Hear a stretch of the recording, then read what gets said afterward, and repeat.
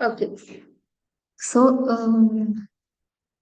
so far we have discussed 4 points. അല്ലെ നമ്മൾ ഒരു 4 points ഓൾറെഡി ഡിസ്കസ് ചെയ്ത് കഴിഞ്ഞു. മൊഡ്യൂൾ 1 നമുക്കൊരു 9 points ആണ് ഉള്ളത്. സോ ഇന്ന് നമ്മൾ നെക്സ്റ്റ് പോയിന്റ്, ഫിഫ്ത് പോയിന്റ് നമുക്ക് നോക്കാം. And the title of the poem is A Century Later. Okay, A Century Later എന്ന് പറയുന്നത് ഇംതിയാസ് ദാക്കർ എഴുതുന്ന പോയമാണ്. മാം, ഞാൻ Yes, ഫസ്നാണ്. എന്താണ് പറഞ്ഞോളൂ. ഞാൻ നമ്മളെ കോർഡിനേറ്റർക്ക് നമ്മളെ റെക്കോർഡഡ് ക്ലാസ് ഷെയർ ചെയ്യാൻ ഇന്നലത്തതും എന്നാത്തതും പറ്റിയിട്ടില്ല. അപ്പോൾ മാം ഒന്ന് കോർഡിനേറ്റർ നമ്മളെ ഇംഗ്ലീഷ് ഗ്രൂപ്പിലേക്ക് ഒന്ന് ആഡ് ചെയ്യോ? കാരണം നമ്മൾ ആ പോർഷൻസ് കവേർഡ് ചെയ്യുന്ന പാഠങ്ങൾ ഏതാണെന്നൊന്ന് അറിയാൻ വേണ്ടിയിട്ടാണ്, റെക്കോർഡഡ് വീഡിയോസിന്റെ കൂടെ മെൻഷൻ ചെയ്യാൻ വേണ്ടിയിട്ട്. എന്താണ് കോർഡിനേറ്ററിനെ ഗ്രൂപ്പിൽ ആഡ് ചെയ്യാനോ? നമ്മളെ ഇംഗ്ലീഷ് ഗ്രൂപ്പിലേക്ക് ഒന്ന് ആഡ് ചെയ്യോ? കാരണം മാം അതിൽ ഡെയിലി ഷെയർ ചെയ്യുന്നുണ്ടല്ലോ ചാപ്റ്റേഴ്സ്. അതിന്റെ പേര് ഇതൊക്കെ ഒന്ന് കിട്ടാൻ വേണ്ടിയിട്ടാണ്. അതിന് കോർഡിനേറ്റർ ഇല്ല ആ ഗ്രൂപ്പിൽ. അപ്പൊ കോർഡിനേറ്റർ ഇല്ല എനിക്ക് തോന്നണില്ല, കാരണം അവരിപ്പോ എന്നോട് ചോദിച്ചിരുന്നു. ഇപ്പോഴത്തെ 4th സെമ്മിന്റെ ഇംഗ്ലീഷ് ഗ്രൂപ്പ് ഉണ്ടല്ലോ മാം, അതില് 2 നമ്പർ ഉണ്ട് നമ്മുടെ അക്കാദമിയുടെ. അപ്പൊ അതിൽ ഏതെങ്കിലും ഒരു നമ്പർ ആയിരിക്കും. ഞാൻ ക്ലാസ് കഴിഞ്ഞിട്ട് കോണ്ടാക്ട് ചെയ്യാം മാമിനെ. ഓക്കെ.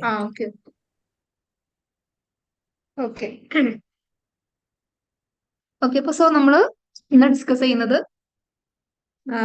ഇംതിയാസ് ദാക്കറിന്റെ എ സെഞ്ചുറി ലേറ്റർ എന്ന പോയമാണ്. So I share my screen.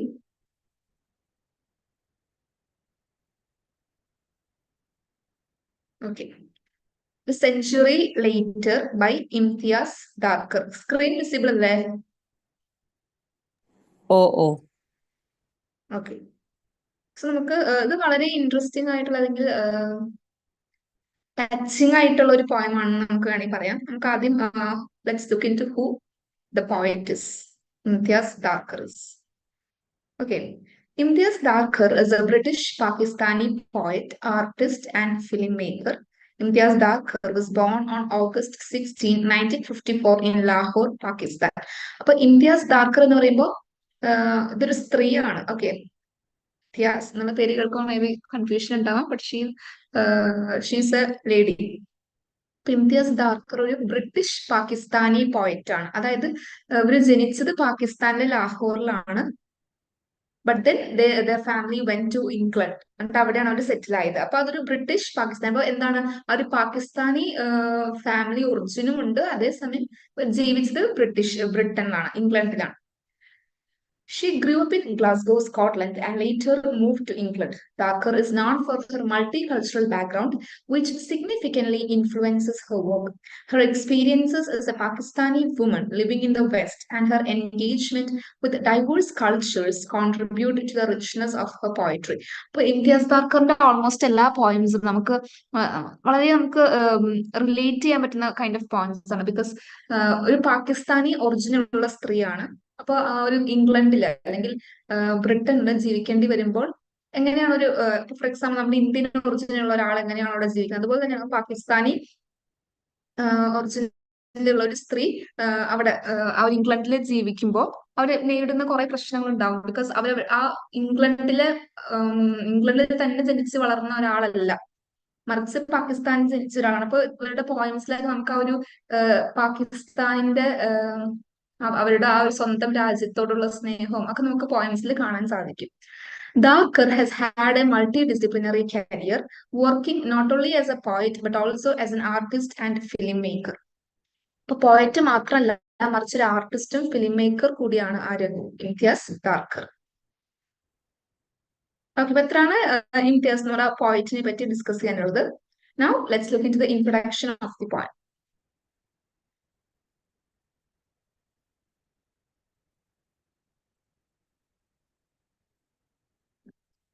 Okay. Drawing a parallel between girls and soldiers on the fronts are likened to combat zones. അപ്പൊ ഈ ഒരു പോയം ഡിസ്ക്രൈബ് ചെയ്യുമ്പോൾ തന്നെ നമുക്ക് മനസ്സിലാവാൻ സാധിക്കുന്നതാണ് ഈ ഒരു സ്കൂൾ ഗേൾസും, അതായത് സ്കൂളിൽ പോകുന്ന കുട്ടികളെയും അതുപോലെ തന്നെ ഒരു വാർ ഫ്രണ്ടിൽ നിൽക്കുന്ന അല്ലെങ്കിൽ യുദ്ധസന്നദ്ധരായിട്ട് നിൽക്കുന്ന ഈ സോൾജിയേഴ്സിനെയും രണ്ടുപേരും തമ്മിൽ കമ്പയർ ചെയ്യാണ് ഈ ഒരു പോയത്തിലൂടെ ചെയ്യുന്നത്. The poet also wants to highlight the reality that people still haven't come to understand the pointlessness of tyranny and maintaining rule by domination after two horrific global wars that claimed all human life. ഏതൊക്കെയാണ് to ഹൊറിഫിക് global wars? ഏതൊക്കെയാണ്? World war 1ഉം world war 2, അങ്ങനെ 2 world wars already കഴിഞ്ഞിട്ടുണ്ട്. എന്നിട്ടും ഈ മനുഷ്യർക്ക് എന്താണ് ഈ ഒരു വേൾഡ് വാറിന്റെ ഒരു പോയിന്റ്ലെസ്നെസ് അല്ലെങ്കിൽ വാർ കൊണ്ട് ഒന്നും നേടാനാവില്ല എന്നത് ഇതുവരെയും മനുഷ്യർക്ക് മനസ്സിലായിട്ടില്ല. സ്റ്റിൽ എന്താണ്, ഫോർ എക്സാമ്പിൾ നമുക്ക് ഇപ്പോഴും അറിയാം, still the war is still going on അല്ലെ. അപ്പൊ ആ ഒരു വാർ കൊണ്ടൊന്നും രണ്ട് കൂട്ടർക്കും ഒന്നും നേടാനില്ല. പക്ഷെ ആ ഒരു പോയിന്റ്ലെസ്നെസ് അല്ലെങ്കിൽ അത് മൂലം ഉണ്ടാകുന്ന ടൈറനിയോ ബുദ്ധിമുട്ടുകളോ ഒന്നും ഇന്നും ആൾക്കാർക്ക് മനസ്സിലാക്കാൻ സാധിച്ചിട്ടില്ല. The school girls of the poem are working towards both their equal rights and an education. Those in positions of authority restrict their ability to learn for themselves and to have equal opportunities in all facets of life. Rather than experiencing a life full of hues and colors in their innocent youth, the girls must bravely and courageously reject the horrible state of fears. അപ്പൊ ഇവിടെ school girls, അതായത് സ്കൂളിൽ പോകുന്ന പെൺകുട്ടികൾ, അത്രയും ചെറിയ പ്രായത്തിലുള്ള പെൺകുട്ടികൾ എന്താണ് അവർക്ക് സമാധാനമായിട്ട് അല്ലെങ്കിൽ നോർമലി ഇപ്പൊ നമ്മൾ ഫോർ എക്സാമ്പിൾ ഇന്ത്യയിൽ നമ്മൾ നോർമലി എല്ലാ സ്കൂളിൽ പോകുന്ന അങ്ങനെ പോകുന്ന ആ ഒരു എഡ്യൂക്കേഷനോട് അല്ലെങ്കിൽ ഈക്വൽ റൈറ്റ്സ് ഫോർ എഡ്യൂക്കേഷൻ ആർക്കില്ല? പറയുന്ന പാകിസ്ഥാനിലുള്ള സ്ത്രീകൾക്കില്ല, അല്ലെങ്കിൽ കുട്ടികൾക്കില്ല, പെൺകുട്ടികൾക്കില്ല. എസ്പെഷ്യലി ഗേൾസിന്, സ്കൂൾ ഗേൾസ് നമ്മൾ പറയുന്നത്. ബോയ്സിന് they have the right to go to schools and have the education, but whereas school ഗേൾസിന് അങ്ങനെ എന്താണ് സ്കൂളിൽ പോകാനുള്ള റൈറ്റ് അവിടെ ഇല്ല. അപ്പൊ എന്നും നോർമലി പോകുന്ന പോലെ അങ്ങനെ ഒരു സ്കൂളിലേക്ക് പോകാനോ എഡ്യൂക്കേഷൻ നേടുവാനോ ഇവർക്ക് എന്ത് സാധിക്കുന്നില്ല, ഈ സ്കൂൾ ഗേൾസിന് സാധിക്കുന്നില്ല. മറിച്ച് അവർ എന്ത് ചെയ്യണം, അവർ അതിനുവേണ്ടി ഫൈറ്റ് ചെയ്യാണ് ചെയ്യുന്നത്. സ്കൂളിൽ പോകണം എന്ന് ആ ഒരു അതിയായ ആഗ്രഹത്തിന് വേണ്ടി അവർ ഫൈറ്റ് ചെയ്യാണ് ചെയ്യുന്നത്. They must overcome the obstacles one at a time. The poem is full of confusing symbols and images. The poem is full of images and symbols that allude to the coming of revolution. Onomatopoeic words such as buzzing, murmur, and humming indicate the start of a rebellion. അപ്പൊ ഈ ഒരു പോയറ്റിൽ നമുക്ക് കുറെ symbols and images കാണാൻ സാധിക്കും. അതായത് എങ്ങനെയൊക്കെയാണ് ഇവര് ഈ പറയുന്ന സോൾജേഴ്സിന് അല്ലെങ്കിൽ ഈ പറയുന്ന ഡോമിനേറ്റഡ് ആയിട്ട് നിൽക്കുന്ന ആൾക്കാരെ ഫൈറ്റ് ചെയ്തുകൊണ്ട് ഇവർ എങ്ങനെയാണോ സ്കൂളിൽ പോകാനുള്ള റൈറ്റ്സ് നേടിയെടുത്തത് എന്നുള്ളതൊക്കെ ഇതിൽ ഡിസ്കസ് ചെയ്യുന്നുണ്ട്. പിന്നെ പറയുന്നത് onomatopoeic words. What is meant by onomatopoeic words? Onomatopoeic എന്ന് പറഞ്ഞാൽ അതൊരു കൈൻഡ് ഓഫ് വേർഡ് ഫോർമേഷനിൽ വരുന്ന ഒരു കാര്യമാണ്. ഫോർ എക്സാമ്പിൾ നമ്മൾ എന്താണ് എന്തെങ്കിലും ഒരു സൗണ്ട്, ഒരു ഇപ്പൊ ഫോർ എക്സാമ്പിൾ കൂയിങ് നമ്മൾ പറയുന്നത് എന്താണ്, ഈ ബേർഡ്സിന്റെ സൗണ്ടിനെയാണ്. കുക്കു അല്ലെങ്കിൽ കുയിലിന്റെ ഒക്കെ സൗണ്ട് ഏകദേശം അതുപോലെ. അപ്പൊ ആ ഒരു സൗണ്ടിൽ നിന്ന് വേർഡ്സ് ഉണ്ടാക്കുന്നു. അതിനാണ് ഓണമറ്റോപോയിയ എന്ന് പറയുന്നത്. ആ ഒരു സൗണ്ടുകൾ ഇപ്പൊ ഫോർ എക്സാമ്പിൾ സ്പ്ലാഷ് എന്നുള്ളൊരു സൗണ്ട് ഉണ്ട്. അതായത് വെള്ളം തെറിക്കുമ്പോൾ സ്പ്ലാഷ് എന്നാണ് അതിനെ പറയുന്നത് ഇംഗ്ലീഷിൽ. അപ്പൊ ആ ഒരു സൗണ്ടിൽ നിന്നും ഒരു പുതിയ വേർഡ് ഉണ്ടാക്കുന്നത്, അതിനാണ് ഓണമറ്റോപോയിയ എന്ന് പറയുന്നത്. ഫോർ എക്സാമ്പിൾ ഇവിടെ ബസ്സിങ് എന്ന് പറയുന്നത് എന്താണ്, ഈ ബീസ് ഉണ്ടല്ലോ, തേനീച്ചകളൊക്കെ ബസ് ചെയ്യുന്നു എന്ന് പറയും. അതായത് ആ തേനീച്ചകളുടെ ഒരു സൗണ്ട് ഏകദേശം ബസ് എന്നുള്ള ഒരു സൗണ്ട് ആയതുകൊണ്ടാണ് ആ ഒരു വേർഡ് വന്നത്, ബസ്സിങ്. പിന്നെ ഹമ്മിങ്, മർമർ എന്നൊക്കെ പറഞ്ഞാൽ നമ്മൾ മർമർ എന്ന് പറഞ്ഞാൽ എന്താണ്, നമ്മൾ ചെറുതായിട്ട് ഇങ്ങനെ ഇപ്പൊ ക്ലാസ്സിലൊക്കെ ആണെങ്കിലും കുട്ടികൾ ഇങ്ങനെ അങ്ങോട്ടും ഇങ്ങോട്ടും മർമർ ചെയ്യുക എന്ന് പറയുന്നത്. അതായത് സൗണ്ട് കുറച്ചവർ സംസാരിക്കുന്നു, അപ്പൊ അതിനെ മർമർ ചെയ്യുക എന്നാണ് പറയുന്നത്. അപ്പൊ അങ്ങനെ സൗണ്ടിൽ നിന്നും പുതിയ വേർഡ്സ് ഉണ്ടാക്കുന്നതിനാണ് ഓണമറ്റോപോയിക് വേർഡ്സ് എന്ന് പറയുന്നത്. അപ്പൊ നമുക്ക് ഈ ഒരു പോയത്തിൽ ധാരാളം ഓണമറ്റോപോയിക് വേർഡ്സ് കാണാൻ സാധിക്കും. ഓക്കെ, അപ്പൊ ഇത്രയാണ് അതിന്റെ ഒരു introduction. Now let's look into the poem first.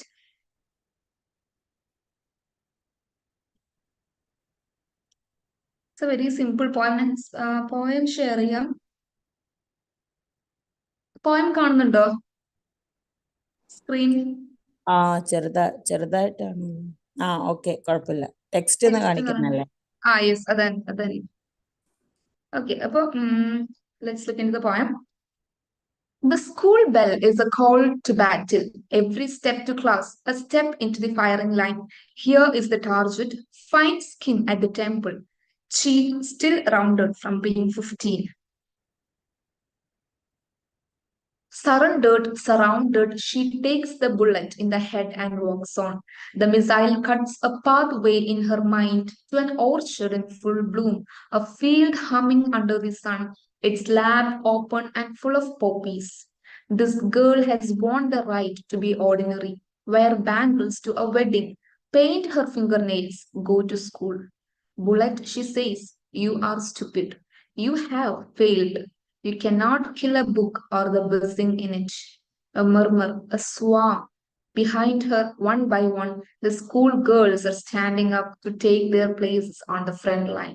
Okay അപ്പൊ ഇത്രയും വളരെ ചെറിയൊരു പോയമാണ്. അപ്പൊ അതിന്റെ ഞാൻ ഓൾറെഡി പറഞ്ഞു അതിന്റെ സ്കൂൾ ഗേൾസിനെയും സോൾജിയേഴ്സിനെയും ആണ് കമ്പയർ ചെയ്യുന്നത്. School bell is a call to battle, അതായത് സ്കൂളിൽ ബെല്ലടിക്കുന്നതിനെ ഇവിടെ കമ്പയർ ചെയ്യുന്നത് എന്തായിട്ടാണ്? ഈ സോൾജിയേഴ്സിന് അല്ലെങ്കിൽ പെട്ടെന്ന് വാർ അല്ലെങ്കിൽ യുദ്ധം നടക്കുന്നു എന്ന് പറഞ്ഞുകൊണ്ട് സോൾജിയേഴ്സിനെ വിളിക്കാൻ വേണ്ടിയിട്ട് അവർ ബെല്ല് യൂസ് ചെയ്യും, ഡ്രിൽസ് യൂസ് ചെയ്യും. അപ്പൊ അവരെ എങ്ങനെയാണ് ബെല്ലടിച്ച് വിളിക്കുന്നത്, അതുപോലെയാണ് സ്കൂൾ ബെല്ലിനെ ഇവിടെ കമ്പയർ ചെയ്യുന്നത്. Every step to class a step in the firing line, അതായത് ക്ലാസ്സിലേക്ക് അല്ലെങ്കിൽ സ്കൂളിലേക്ക് നടക്കുന്ന ഓരോ അടിയും എങ്ങനെയാണ് ഈ യുദ്ധഭൂമിയിലേക്ക് നടക്കുന്നത് പോലെയാണ്. കാരണം യുദ്ധഭൂമിയിൽ മേ ബി നമ്മൾ തിരിച്ചു വരുമോ എന്നുള്ളത് നമുക്കറിയില്ല. ചിലപ്പോ മേ ബി യുദ്ധത്തിൽ മരിച്ചു പോകാം, അല്ലെങ്കിൽ മേ ബി ജയിച്ചു വരാം. പക്ഷെ അതുപോലെ തന്നെയാണ് എങ്ങനെ ഈ പറയുന്ന സ്കൂളിലേക്ക് ഓരോ കുട്ടിയും നടക്കുന്നത്. മേ ബി ആ കുട്ടി അന്ന് സ്കൂളിൽ പോയി തിരിച്ചു വരുമോ എന്നുള്ളത് ഇറ്റ്സ് നോട്ട്, നമുക്ക് പറയാൻ പറ്റാത്ത ഒരു അവസ്ഥയിലാണുള്ളത്. Here is the target, fine skin at the temple, cheek still rounded from being 15. Here is the target. അപ്പൊ നമുക്കറിയാം യുദ്ധത്തിൽ ഇപ്പൊ നമ്മൾ പറയും ടാർജറ്റ്, അതായത് അവരാണ് ടാർജറ്റ്, അല്ലെങ്കിൽ നമ്മുടെ ശത്രുക്കൾ അവരാണ് നമ്മൾ ടാർജറ്റ് ചെയ്യുന്നത് നമ്മൾ പറയും. ഇവിടെ ആരാണ് target? Fine skin at the temple, cheek still rounded from being 15. അതായത് fine skin at the temple എന്ന് പറഞ്ഞാല് നമുക്കറിയാം ഈ സ്കൂൾ കുട്ടികൾ എന്ന് പറയുമ്പോൾ ദർ അഡോളസെന്റ് ഏജ് അല്ലെ, ഏറ്റവും ചെറിയ പെൺകുട്ടികൾ എന്ന് പറഞ്ഞാൽ അവരുടെ ചീക്സ് അല്ലെങ്കിൽ കവിളുകൾ എന്നൊക്കെ പറഞ്ഞാൽ നല്ല എന്താണ് നല്ല റൗണ്ട് ആയിട്ടുള്ള 15 ഏകദേശം 15 വയസ്സുള്ള കുട്ടികൾ എന്നൊക്കെ പറയുമ്പോൾ നല്ല സോഫ്റ്റ് ആയിട്ടുള്ള സ്കിന്നുള്ള നല്ല ചീക്സ് ഒക്കെയുള്ള കുട്ടികളായിരിക്കും. അപ്പൊ ആ കുട്ടികളെയാണ്, ആ പെൺകുട്ടികളെയാണ് ഇവിടെ ടാർഗറ്റ് ചെയ്യുന്നത്. Surrounded, she takes the bullet in the head and walks on. അപ്പൊ സറണ്ടേഡ് എന്ന് പറഞ്ഞ ഒരു വാക്കിന്റെ മീനിങ് എന്താണ്? അടിയറവ് പറയുക എന്നുള്ള ഒരു മീനിങ് ആണ്. സറൗണ്ടഡ് എന്ന് പറഞ്ഞാൽ എന്താ? ചുറ്റപ്പെടുക എന്നുള്ള മീനിങ്. അപ്പൊ ഈ ഷീ എന്ന് പറയുന്ന ഇവിടെ ഒരു ഗേളിനെ ഇവിടെ ഉദ്ദേശിക്കുന്നത് she takes the bullet in the head and walks on. അപ്പൊ ആ കുട്ടി എന്താ ചെയ്യുന്നത്? കുട്ടി നടന്നു പോകുന്നു, കുട്ടിക്ക് നേരെ ബുള്ളറ്റ് അല്ലെങ്കിൽ വെടി ഉതിർക്കുന്നു, കുട്ടി അത് ധൈര്യപൂർവ്വം ആ വെടി എന്താണ് ഏൽക്കുന്നു. അപ്പൊ ഇവിടെ ആരെയായിരിക്കാം ഈ ഷീ എന്നതുകൊണ്ട് ഉദ്ദേശിക്കുന്നത്? Any idea? സ്റ്റുഡൻസിനെയാണോ അതോ? യെസ്, സ്റ്റുഡൻസിനെയാണ്. പക്ഷെ ഇവിടെ ഒരു നമ്മുടെ ലൈക്ക് റിയൽ ലൈഫിലുള്ള ഒരു ആളിലേക്കാണ് ഇത് അലിയൂഡ് ചെയ്യുന്നത്. അതായത് ഷീ എന്നതുകൊണ്ട് ഉദ്ദേശിക്കുന്നത് ഇത് പോയറ്റിനെ കുറിച്ചാണ്. പോയറ്റ് അല്ല. ഫോർ എക്സാമ്പിൾ ഓർത്തു നോക്കൂ, പാകിസ്ഥാനിൽ ആരാണ് വിദ്യാഭ്യാസത്തിന് വേണ്ടി, പെൺകുട്ടികളുടെ വിദ്യാഭ്യാസത്തിന് വേണ്ടി? Yes, very good, Malala Yousafzai. അപ്പൊ ഇവിടെ ആ ഷീ എന്നതുകൊണ്ട് ഉദ്ദേശിക്കുന്നത് മലാല യൂസഫ്സായിനെയാണ്. പക്ഷെ പോയത്തിൽ ഒരിക്കലും മലാല എന്നുള്ള ഒരു വേർഡ് യൂസ് ചെയ്തിട്ടില്ല, പേര് യൂസ് ചെയ്തിട്ടില്ല. പക്ഷെ നമ്മൾ എന്ത് മനസ്സിലാക്കണം, ഇവിടെ ഉദ്ദേശിക്കുന്നത് ആരെയാണ്? മലാല യൂസഫ്സായിനെയാണ്. Because she takes the bullet in the head and walks on. Malala Yousafzai എന്താണ്? മലാല യൂസഫ്സായിയുടെ ഓട്ടോബയോഗ്രഫി വായിച്ചിട്ടുണ്ടോ? അതിൽ നമുക്കറിയാം ഐ ആം മലാല എന്ന് പറഞ്ഞ വളരെ നല്ലൊരു വെരി ഗുഡ് ബുക്ക്, നല്ലൊരു ബുക്കാണ് ഐ ആം മലാല എന്നുള്ളത്. അപ്പൊ വളരെ സിമ്പിൾ ആയിട്ട് എല്ലാവരും വായിച്ചിരിക്കേണ്ട ഒരു ബുക്ക് തന്നെയാണ്. അതിന്റെ മലയാളം ട്രാൻസ്ലേഷൻ ഉണ്ടെന്ന് എനിക്ക് തോന്നുന്നു. ബട്ട് സ്റ്റിൽ ഇംഗ്ലീഷ് അത് വളരെ സിമ്പിൾ ആയിട്ട് എഴുതിയിട്ടുള്ള ഓട്ടോബയോഗ്രഫിയാണ്. നമുക്ക് ആർക്കും വായിച്ചാലും മനസ്സിലാക്കാൻ പറ്റും. അപ്പൊ വളരെ പവർഫുൾ ആയിട്ടുള്ള, അതിനകത്ത് പറയുന്നുണ്ട് അവര് എങ്ങനെയാണ് ഇവര് ഒരു ദിവസം സ്കൂളിൽ പോയിട്ട് തിരിച്ച് സ്കൂൾ ബസ്സിൽ വരുമ്പോ ആ സ്കൂൾ ബസ്സിൽ വെച്ചിട്ടാണ് ആർക്ക് വെടിവെക്കുന്നത്? മലാല യൂസഫ്സായിനെ ഈ പറയുന്ന താലിബാൻസ് അവര് വെടി വെക്കുന്നതും. പക്ഷെ എന്താണ് മലാല അത് വളരെ സ്ട്രോങ് ആയിട്ട് അതിനെ എതിരേൽക്കുന്നത് നമുക്ക് കാണാൻ സാധിക്കും. അപ്പൊ അതാണ് ഇവിടെ പറയുന്നത്, she takes the bullet in the head. അതായത് ആ ബുള്ളറ്റ് ഇങ്ങനെ വരുമ്പോ പേടിച്ച് മാറാണ്ട് അതിന് എന്താണ്, അതിന് നേരെ സ്റ്റഡി ആയിട്ട് ഫ്രണ്ടിൽ പവർഫുൾ ആയിട്ട് നിൽക്കുകയാണ് ചെയ്യുന്നത്. and walks on. The missile cuts a pathway in her mind to an orchard in full bloom, a field humming under the sun, its lab open and full of poppies. This girl has won the right to be ordinary, wear bangles to a wedding, paint her fingernails, go to school. അപ്പൊ ഈ ഒരു മിസൈലിനൊന്നും ഇവരെ ചെറുത്ത് തോൽപ്പിക്കാനാവില്ല എന്നുള്ള ഒരു meaning ആണ് ഇതിൽ വരുന്നത്. എന്നിട്ട് പറയണ ഈ പെൺകുട്ടികളൊക്കെ, ഈ പറയുന്ന പെൺകുട്ടികളെല്ലാം ഇവർക്കെല്ലാവർക്കും എന്താണ്, അവർക്ക് they have the right to be ordinary. അതായത് ഫോർ എക്സാമ്പിൾ ബാക്കിയുള്ള ഇന്ത്യയിലുള്ള അല്ലെങ്കിൽ US, അമേരിക്കയിൽ, ഇംഗ്ലണ്ടിലോ ബ്രിട്ടനിലുള്ള എവിടെയുള്ള പെൺകുട്ടികളെയും പോലെ ഇവർക്കും റൈറ്റ് ഉണ്ട് ഒരു ഓർഡിനറി ലൈഫ്, സാധാ ഒരു ജീവിതം ജീവിക്കാനുള്ള, അല്ലെങ്കിൽ ബാക്കിയുള്ളവർക്ക് എങ്ങനെയാണോ പെൺകുട്ടികൾക്ക് എഡ്യൂക്കേഷൻ കിട്ടുന്നത് അതുപോലെ ഇവർക്കും എഡ്യൂക്കേഷൻ കിട്ടാനുള്ള റൈറ്റ് ഉണ്ട്. അതുപോലെ തന്നെ കല്യാണങ്ങളിലേക്ക് എന്താണ് wear bangles to a wedding, കല്യാണങ്ങളിൽ വളഞ്ഞിട്ട് പോകാനും ഈ എന്താണ് ഫിംഗർ നെയിൽസ് നഖങ്ങളിൽ പെയിന്റ് ചെയ്യാനും ഒക്കെ, സ്കൂളിൽ പോകാനൊക്കെ റൈറ്റ് ആർക്കും ഉണ്ട്, ഈ പറയുന്ന ഗേൾസിനും ഉണ്ട്. പക്ഷെ അവർക്ക് അതിന് സാധിക്കുന്നില്ല, പാകിസ്ഥാനിൽ അവർക്ക് അതിന് സാധിക്കുന്നില്ല. Bullet, she says, you are stupid. You have failed. You cannot kill a book or the buzzing in it. A murmur, a swarm behind her, one by one. The schoolgirls are standing up to take their places on the front line. അപ്പൊ ഇവിടെ പറഞ്ഞ bullet, you are stupid. അപ്പൊ okay, ബുള്ളറ്റിനോട് വരുന്ന ബുള്ളറ്റിനോട് പറയണം നീ stupid ആണ്, അല്ലെങ്കിൽ നീ യു ഹാവ് ഫെയിൽഡ്, നീ തോറ്റുപോയിരിക്കുന്നു, എന്റെ മുന്നിൽ നീ തോറ്റുപോയിരിക്കുന്നു. നിനക്ക് ഒരിക്കലും ഒരു എന്താണ് ഒരു ബുക്കിനെയോ ആ ബുക്കിലുള്ള ഒരു എന്താണ് നോളജിനെയോ ഒന്നും ഒരിക്കലും നിനക്ക് കൊന്നുകളയാൻ സാധിക്കില്ല. അപ്പൊ ഇവിടെ ഒരു ലിറ്റററി ഡിവൈസ് ആണ് യൂസ് ചെയ്തിട്ടുള്ളത്. എന്താണ് ആ ലിറ്റററി ഡിവൈസ്? നമ്മൾ ഫസ്റ്റ് സെം മുതലേ പറയുന്ന ഒരു ലിറ്റററി ഡിവൈസ് ആണ്. ബുള്ളറ്റിന് ഇവിടെ എന്താണ് ഒരു ഹ്യൂമൻ ക്വാളിറ്റി കൊടുത്തിരിക്കുകയാണ്. Personification. Yes, very good. Personification ആണ് ഇവിടെ വരുന്ന ലിറ്റററി ഡിവൈസ്. അപ്പൊ ബുള്ളറ്റ് എന്ന് പറയുന്നത് it's a non living thing. But ബുള്ളറ്റിനോട് പറയുന്നത് നീ തോറ്റിരിക്കുന്നു, നിനക്ക് ഒരിക്കലും ഒരു ബുക്കിനെ കൊല്ലാൻ സാധിക്കും ഒക്കെ പറയുന്നത് ഹ്യൂമൻ ക്വാളിറ്റീസ് ആണ്.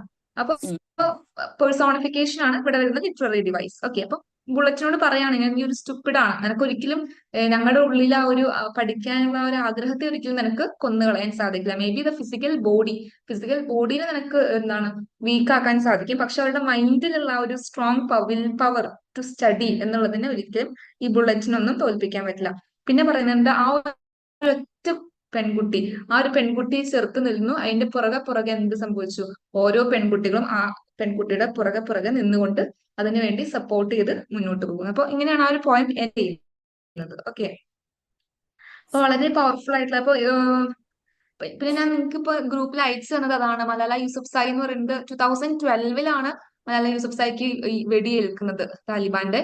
2014 she won the Nobel peace prize അല്ലെ. അപ്പൊ 2014 ആ നോബൽ പീസ് പ്രൈസ് വാങ്ങിച്ചതിന് ശേഷം ഐ തിങ്ക് കൈലാഷ് സത്യാർത്ഥിയുടെ അവർ ഷെയർ ചെയ്യാന്തോയിരുന്നു നോബൽ പീസ് പ്രൈസ്. അപ്പൊ അത് വാങ്ങിച്ചതിന് ശേഷം അന്ന് അവിടെ നടത്തിയ ആ ഒരു എല്ലാവരും എന്തായാലും നിർബന്ധമായിട്ട് ആ ഒരു സ്പീച്ച് കേട്ടിരിക്കണം. ഞാൻ അത് ഗ്രൂപ്പിൽ ഷെയർ ചെയ്തിട്ടുണ്ട്. അതിന്റെ പറയുന്ന ഒരു കാര്യം എന്ന് പറഞ്ഞാൽ one child, one book, one pen and one teacher can change the world എന്നാണ് പറയുന്നത്. ഒരു ബുക്ക് അല്ലെങ്കിൽ ഒരു കുട്ടിയും ഒരു ടീച്ചറിനും ഒരു പേനയ്ക്കും ഈ ഒരു ലോകത്തെ മുഴുവനായിട്ട് മാറ്റാൻ സാധിക്കും. അങ്ങനെ അത്തരത്തിൽ കുറെ നല്ല നല്ല കോഡ്സ് വരുന്ന നല്ല വളരെ പവർഫുൾ ആൻഡ് മോട്ടിവേഷൻ ആയിട്ടുള്ള ഒരു സ്പീച്ചാണ്. എന്തായാലും എല്ലാവരും ആ സ്പീച്ച് ഒന്ന് കണ്ടിരിക്കണം നിർബന്ധമായിട്ടും. ഓക്കെ, അപ്പൊ നമുക്ക് അതിന്റെ അനാലിസിസിലേക്ക് പോകാൻ പോയതിന്റെ okay. In the first stanza, the use of school bells as a call to battle employs metaphorical language, likening the school environment to a battlefield. This suggests a sense of struggle or conflict within the educational setting. The comparison of every step to class, a step into the firing line, extends the metaphor of battle. It implies that each step toward education is a step into a potentially challenging or hostile environment, highlighting the difficulties students face in their academic journey. അപ്പൊ ഞാൻ പറഞ്ഞ അതേ points തന്നെയാണ്, ഞാൻ ഒരുപാട് ഡീറ്റെയിലേക്ക് പോകുന്നില്ല. School bell അടിക്കുന്നത് ആ ഒരു എങ്ങനെയാണ് ഒരു വാർ ഫ്രണ്ടിൽ സോൾജേഴ്സിനെ വിളിക്കാൻ വേണ്ടി ബെല്ലടിക്കുന്നത്, ഡ്രിൽസ് അടിക്കുന്നത്, അതുപോലെയാണ് ഇവിടെ സ്കൂൾ ബെൽ അടിക്കുന്നത് എന്നാണ് പറയുന്നത്. എന്നിട്ട് പിന്നെ പറയുന്നത് വെച്ചാൽ എവ്രി സ്റ്റെപ്പ്, അവരുടെ ഓരോ അടിയും, സ്കൂളിലേക്കുള്ള ഓരോ അടി എന്ന് പറയുന്നത് എങ്ങനെയാണോ ഈ സോൾജേഴ്സ് അവരുടെ യുദ്ധമുഖത്തേക്ക് അല്ലെങ്കിൽ വാർ ഫ്രണ്ടിലേക്ക് എങ്ങനെയാണോ ഓരോ അടി വെച്ച് നടന്നു പോകുന്നത് ഇത്രയും ടഫ് ആൻഡ് ഡിഫിക്കൽട്ട് ആണ്. കാരണം ഇത് പറയുമ്പോൾ വിചാരിക്കുന്നത് പാകിസ്ഥാനിലെ സിറ്റുവേഷൻ ആണ്. ഇന്ത്യൻ സിറ്റുവേഷൻ നമുക്ക് ഒരിക്കലും അങ്ങനെ കൺസിഡർ ചെയ്യാൻ പറ്റില്ല. കാരണം ഇവിടെ നമുക്ക് ഫ്രീ ആയിട്ട് 18 വയസ്സിൽ എന്തായാലും ഫ്രീ ആയിട്ടുള്ള എഡ്യൂക്കേഷൻ വരെ കൊടുക്കുന്നുണ്ട്. പക്ഷെ അവിടെ അങ്ങനെയല്ല. സ്പെഷ്യലി ഫോർ ഗേൾസിന് ഒരു എഡ്യൂക്കേഷൻ കൊടുക്കാൻ യാതൊരു താല്പര്യവും ഇല്ലാത്ത ഗവൺമെന്റ് ആണ്. സോ എന്താണ് അപ്പൊ അവർക്ക് ആ ഒരു ഓരോ അടി വെക്കുക എന്ന് പറയുന്നതും യുദ്ധമുഖത്തേക്ക് വെക്കുന്ന പോലെയാണ്. തിരിച്ചു വരുമ്പോ എന്നുള്ള ഉറപ്പില്ലാതെയാണ് ആ സ്കൂളിലേക്കുള്ള ഓരോ അടിയും എന്നാണ് പറയുന്നത്. The mention of here is the target, fine skin at the temple introduces symbolism suggesting vulnerability. The use of fine skin at the temple implies fragility and emphasizes the potential impact of external influences on young minds. The description of the cheek, still rounded from being 15, evokes a vivid image of youth. The rounded cheek is a physical detail that emphasizes the age of the individuals, indicating that they are still in their adolescence. The overall tone of the stanza appears critical, highlighting the challenges or adversities faced within the educational system.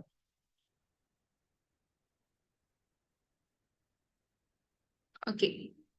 അപ്പൊ ഇവിടെ പറയുന്നത് fine skin at the temple. Temple എന്ന് പറയുമ്പോൾ ഇവിടെ ഒരിക്കലും ടെമ്പിളിന്റെ meaning എന്താണ്? Church, temple, ആ അമ്പലം എന്നുള്ള മീനിങ് അല്ല കേട്ടോ ഇവിടെ. ടെമ്പിൾ എന്ന് പറയുമ്പോൾ അമ്പലം എന്ന് പറയുന്ന ആ ടെമ്പിളിനും സെയിം സ്പെല്ലിങ്ങും സെയിം പ്രൊനൗൺസിയേഷൻ എല്ലാം. പക്ഷെ ഇവിടുത്തെ ടെമ്പിൾ എന്തുകൊണ്ട് ഉദ്ദേശിക്കുന്നത് നമ്മുടെ മുഖത്തിന്റെ ഈ ചെവിയുടെ ആ ഒരു ആ ചെവിയും എന്താണ് നമ്മുടെ നെറ്റിയും ചെവിയും ആ ഒരു ഭാഗം ഉണ്ടല്ലോ, ആ നെറ്റിയിൽ നിന്നും ചെവിയിലേക്കുള്ള ആ ഒരു സൈഡ്, അതിനാണ് ടെമ്പിൾ കൊണ്ട് ഉദ്ദേശിക്കുന്നത്. അപ്പൊ അവിടെ എന്ന് പറഞ്ഞാൽ ഫൈൻ സ്കിന്നാണ്, വളരെ ഫൈൻ ആൻഡ് ഡെലിക്കേറ്റ് ആയിട്ടുള്ള. അത് ഇവിടെ ഉദ്ദേശിക്കുന്നത് പറഞ്ഞ 15 വയസ്സുള്ള അഡോളസെന്റ് ആയിട്ടുള്ള ഗേൾസിനെയാണ് ഇവർ ടാർജറ്റ് ആയിട്ട് കണക്കാക്കുന്നത്. അപ്പൊ റൗണ്ടഡ് ചീക്സ് ഉള്ള നല്ല നല്ല എന്താണ് റൗണ്ട് ഷേപ്പിലുള്ള കവിളുള്ള അല്ലെങ്കിൽ അത്രയും ഫൈൻ സ്കിൻ ആയിട്ടുള്ള ചെറിയ പെൺകുട്ടികൾ, അഡോളസെന്റ് ഏജിലുള്ള ചെറിയ പെൺകുട്ടികളെയാണ് ഇവര് ടാർജറ്റ് ആയിട്ട് കണ്ടിരിക്കുന്നത്. അതായത് അവർക്കാണ് എഡ്യൂക്കേഷൻ കൊടുക്കാത്തത്. The stanza seems to carry a broader social commentary on the pressures and potential harm associated with the education system. It raises questions about the toll of academic stress on the mental and emotional well-being of students. In this stanza, the poet employs powerful and evocative language to convey a critical perspective on the educational experience, portraying it as a challenging and potentially harmful environment for young individuals. അപ്പോൾ നമ്മൾ പറഞ്ഞു ഈ ഒരു education നേടാൻ വേണ്ടിയിട്ട് എത്രമാത്രം കഷ്ടപ്പാടാണ് പാകിസ്ഥാനിലെ സ്കൂൾ ഗേൾസ് അനുഭവിക്കുന്നത്. നമുക്ക് അത് ചിന്തിക്കാൻ പോലും പറ്റില്ല. ബിക്കോസ് നമുക്ക് അങ്ങനത്തെ ഒരു സിറ്റുവേഷൻ ഇന്നേ വരെ ഉണ്ടായിട്ടില്ല in India. May be other കൺട്രീസിലും അങ്ങനെ ഒരു സിറ്റുവേഷൻ ഉണ്ടായിട്ടുണ്ടാവില്ല. പക്ഷെ ഇവിടെ പാകിസ്ഥാനിലുള്ള നമ്മളിപ്പോ ഓർഡിനറി ലൈഫ് ലീഡ് ചെയ്യേണ്ട ഈ സ്കൂൾ ഗേൾസിന് ആ ഒരു ബേസിക് എഡ്യൂക്കേഷൻ, വളരെ ബേസിക് ആയിട്ടുള്ള എഡ്യൂക്കേഷൻ നേടാൻ പോലും ഉള്ള ഒരു സിറ്റുവേഷൻ അല്ല അവരുടെ എൻവയോൺമെന്റിൽ ഉണ്ടായിരുന്നത്. In the second and third stanzas, the poet uses metaphorical language. The use of surrender and surrounded suggests a feeling of being overwhelmed or trapped.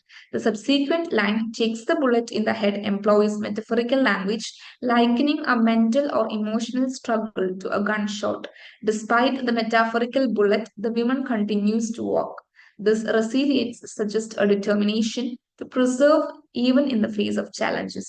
The act of walking could symbolize a journey or progression despite adversity. അപ്പൊ ഇവിടെ പറയുന്ന ഒരു എന്താണ് ആ ഒരു ഞാൻ പറഞ്ഞ bullet തന്റെ നേരെ വരുമ്പോ പേടിച്ച് മാറി നിൽക്കാതെ അതിനെ ധൈര്യപൂർവ്വം എതിരേൽക്കാണ് ഇവിടുത്തെ ആ ഒരു പെൺകുട്ടി ചെയ്തിരിക്കുന്നത്. അപ്പൊ ആ ഒരു എന്താണ് ആ ഒരു ഗൺ ഷോട്ടിനെ പോലും അവർക്ക് എന്താണ് പേടിയില്ല. ഗൺ ഷോട്ടിനെ ഫേസ് ചെയ്യാനുള്ള ആ ഒരു പവർ, സ്ട്രഗിൾ അല്ലെങ്കിൽ ആ ഒരു കപ്പാസിറ്റി, വില്ലിംഗ് കപ്പാസിറ്റി ആർക്കുണ്ട്?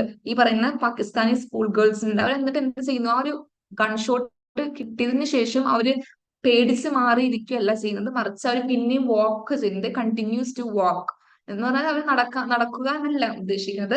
അവരെന്ത് ചെയ്യുന്നു? ആ ഒരു ഫൈറ്റ് അവർ still they continue their fight or struggles against the ill practices, അല്ലെങ്കിൽ അവർക്ക് എഡ്യൂക്കേഷൻ കൊടുക്കാത്ത ആ ഒരു ഗവൺമെന്റിനെതിരെ അവര് പിന്നെ കണ്ടിന്യൂ ചെയ്യുന്നുണ്ട് ഫൈറ്റ്. അല്ലാതെ ഗൺഷോട്ട് കിട്ടി അല്ലെങ്കിൽ എന്താണ് വെടി ഏറ്റു എന്ന് പറഞ്ഞുകൊണ്ട് മാറിയിരിക്കുകയല്ല അവര് ചെയ്തത്. The third stanza provides the image of destruction and creation. The missile cuts introduces imagery of destruction, but the subsequent lines describe a pathway to an orchard in full bloom. This contrasting imagery suggests a transformation from hardship to a mental space of beauty and fertility. The orchard in full bloom symbolizes a state of abundance, growth, and beauty. It contrasts with the destructive imagery of the missile, highlighting the capacity for positive, regenerative thoughts even in the aftermath of difficulties. The description of a field humming under the sun and its lap open and full of poppies employs vivid imagery. അപ്പൊ ഈ ഒരു പോയത്തിൽ ആദ്യം അവര് missile cuts, അതായത് missiles അല്ലെങ്കിൽ gun shots, bullets തന്റെ നേരെ വരുന്നു എന്ന് പറഞ്ഞതിന് ശേഷം പിന്നെ പറയുന്നത് വളരെ ബ്യൂട്ടിഫുൾ ആയിട്ടുള്ള നേച്ചറിനെയാണ് ഇവർ എക്സ്പ്ലെയിൻ ചെയ്യുന്നത്. അതായത് ഓർച്ചാർഡ് ഇൻ ഫുൾ ബ്ലൂം, ഇത് ഓർച്ചാർഡ് ഫ്ലവേഴ്സ് ഒക്കെ ഫുൾ എന്താണ് ബ്ലൂം അല്ലെങ്കിൽ വിരിഞ്ഞു നിൽക്കുന്ന, അല്ലെങ്കിൽ എന്താ സണ്ണിന്റെ field humming under the sun, അതായത് സൂര്യന് താഴെ നല്ല പച്ച പുതച്ച് കിടക്കുന്ന ഒരു ഫീൽഡ്, അങ്ങനെ ഒരു പെട്ടെന്ന് ആ ഒരു മിസൈൽ കട്ടിൽ നിന്നും മിസൈലിന്റെയും ബുള്ളറ്റിന്റെ ഒക്കെ കാര്യം പറഞ്ഞിട്ട് പെട്ടെന്ന് ഒരു നേച്ചറിന്റെ ബ്യൂട്ടിയിലേക്ക് വരുന്നു. അപ്പൊ എന്തുകൊണ്ടായിരിക്കും ആ കോൺട്രാസ്റ്റിംഗ് ഇമേജസ്? രണ്ടും കോൺട്രാസ്റ്റിംഗ് ആണ്. ഒന്ന് വളരെ മിസൈലും ബുള്ളറ്റും പേടിപ്പെടുത്തുന്ന ഒരു imagery, but at the same time next അവർ പറയുന്നത് ഇത്രയും നല്ല വളരെ ബ്യൂട്ടിഫുൾ ആയിട്ടുള്ള നേച്ചറിനെ പറ്റിയാണ്. അപ്പൊ അവിടെ ആ ഉദ്ദേശിക്കുന്നത് ഇപ്പൊ അവരിങ്ങനെ ഇത്തരത്തിലുള്ള കഷ്ടപ്പാടുകൾ അനുഭവിച്ചാലും ഇതിന്റെ ഫലമായിട്ട് ഇവർക്ക് എന്ത് കിട്ടും? നല്ലൊരു റിസൾട്ട്, ഇവർക്ക് സ്കൂളിൽ പോകാനുള്ള റൈറ്റും റിസൾട്ടും കിട്ടും എന്നുള്ള ആ ഒരു ട്രാൻസ്ഫോർമേഷൻ കാണിക്കാൻ വേണ്ടിയിട്ടാണ് പെട്ടെന്ന് നേച്ചർ ഇമേജറി യൂസ് ചെയ്തിട്ടുള്ളത്. The last stanzas give an idea about empowerment and resilience. The stanza opens with a declaration of the girl's victory. This girl has won the right to be ordinary. This suggests a triumph over adversity, where the right to lead a normal life is celebrated as a significant achievement. The mention of wearing bangles to a wedding, painting fingernails, and going to school highlights the simple everyday joys that the girl now has the right to experience. These activities symbolize a return to a sense of normalcy and pursuit of a regular life. Okay, അപ്പൊ ഇവിടെ പറയുന്നത് എന്താണ്? ഞാൻ പറഞ്ഞു നമ്മുടെ ഈ പറയുന്ന പെൺകുട്ടികൾക്കും പാകിസ്ഥാനി സ്കൂൾ ഗേൾസിനും they have the right to live in an ordinary way, അല്ലെങ്കിൽ they have the right to live in a normal way. നമ്മളൊക്കെ ഇന്ന് ജീവിക്കുന്ന ഒരു നോർമൽ ലിവിങ് കണ്ടീഷനിലൂടെ കടന്നു പോകാനുള്ള എല്ലാ റൈറ്റും ഈ പറയുന്ന പാകിസ്ഥാനിലെ സ്കൂൾ ഗേൾസിനുണ്ട്. They are not able to achieve that right എന്ന് വേണമെങ്കിൽ പറയാം. കാരണം അവർക്കൊരിക്കലും പക്ഷെ അങ്ങനെ ഒരു പറയുന്ന കല്യാണങ്ങളിലേക്ക് നല്ല വളയിട്ട് പോകാനോ, ഈ ഫിംഗർ നെയിൽസിൽ നമ്മുടെ നഖങ്ങളിൽ ഇങ്ങനെ പെയിന്റ് ചെയ്യാനോ, അല്ലെങ്കിൽ അങ്ങനെ സിമ്പിൾ ആഗ്രഹങ്ങൾ ആർക്കും ഉണ്ട്, ഈ പറയുന്ന സ്കൂൾ ഗേൾസിനുണ്ട്. But they are not able to achieve such rights, അല്ലെങ്കിൽ അവർക്ക് അങ്ങനത്തെ സാധാ ഒരു ജീവിതം നയിക്കാനുള്ള ഒരു റൈറ്റ് പോലും അവർക്ക് കിട്ടുന്നില്ല. ഇനിയിപ്പോ അങ്ങനെ ഒരു സിമ്പിൾ ലൈഫ് ജീവിക്കുക എന്ന് പറയുന്നത് അവിടെ വലിയൊരു അച്ചീവ്മെന്റ് ആണ്. ഇവിടെ എന്ന് പറയുന്നത് നമ്മുടെ ബാക്കി കൺട്രീസ് എന്നൊക്കെ പറയുമ്പോൾ അതൊരു നോർമൽ വേ ഓഫ് ലൈഫാണ്. പക്ഷെ അത്തരത്തിലൊരു നോർമൽ വേ ഓഫ് ലൈഫ് കിട്ടുക എന്നുള്ളത് വളരെ ഭാഗ്യമാണ് അവിടെയുള്ള പെൺകുട്ടികൾക്ക്. പക്ഷെ നമ്മൾ ഓർഡർ പറയുന്നത്? ദേ ടു ഹാവ് ദ റൈറ്റ്, അല്ലെങ്കിൽ അവർക്കും നമ്മളെ പോലെ ഒരു ജീവിതം നയിക്കുന്ന എല്ലാ റൈറ്റും ഉണ്ട്, പക്ഷെ അവർക്ക് അത് കിട്ടുന്നില്ല. So that's the reason why they are fighting against all such authoritarian governments. അതുകൊണ്ടാണ് അവർ ഈ പറയുന്ന ഗവൺമെന്റ്സിനെതിരെയും പവറിനെതിരെയും ഒക്കെ അവർ ഫൈറ്റ് ചെയ്യുന്നത്. To lead a simple life, ബാക്കി എല്ലാ പെൺകുട്ടികളും ജീവിക്കുന്ന പോലെ വളരെ സിമ്പിൾ ആയിട്ടുള്ള ലൈഫ് കിട്ടാൻ വേണ്ടിയിട്ടാണ് അവർ ഫൈറ്റ് ചെയ്യുന്നത്. So now let's come to the last slide. The poem, a century later, appears to address themes related to resilience, empowerment, and the enduring impact of education in the context of Malala Yousafzai's shooting in 2012. Major themes discussed in the poem are many. The poem celebrates the resilience of the girl, likely symbolizing Malala Yousafzai, who faced violence but emerged within the determination to lead a normal life and pursue education. The defense against the bullet and the proclamation that it has failed convey a strong message of resilience in the face of adversity.